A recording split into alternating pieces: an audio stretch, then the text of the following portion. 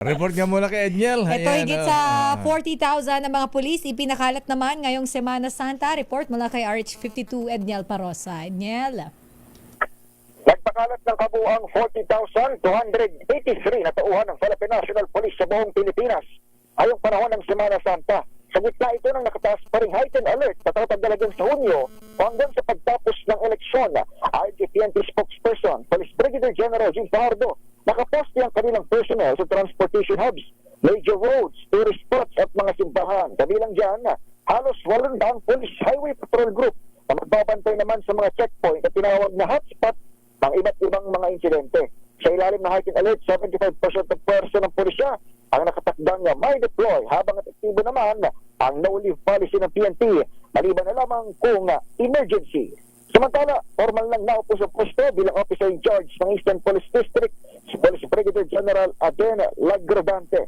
Kasunod ito ng pagsibak kay Brigadier General Villamor Tuliao dahil sa command responsibility ng masangkot sa robbery extortion ng 8 niyang tauhan sa Special Operations Unit. Sa Assumption Ceremony sa Pasig City na pinangunahan ng NCRPO Director Police Major General Anthony Aberin, pinanggit na bagong OIC ang kahalagahang maibalik ang tiwala ng publiko. Pero naniniwala umano si General Lagrodante na may natitira pa rin matitino sa hanay mga pulis na hindi umano madaling madistract sa kanilang mga gawain. Pakinggan natin siya. I also recognize the need to intensify our efforts in regaining and elevating public trust in the PNP.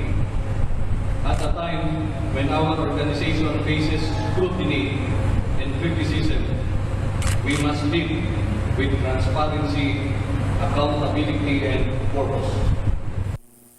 Itinuturing pa rin awol ang team leader ng EPD-GSOU na hinihinalang may kinalaman din sa pagsisilbi ng warak sa mga biktimang Chinese national sa lungsod ng Las Piñas.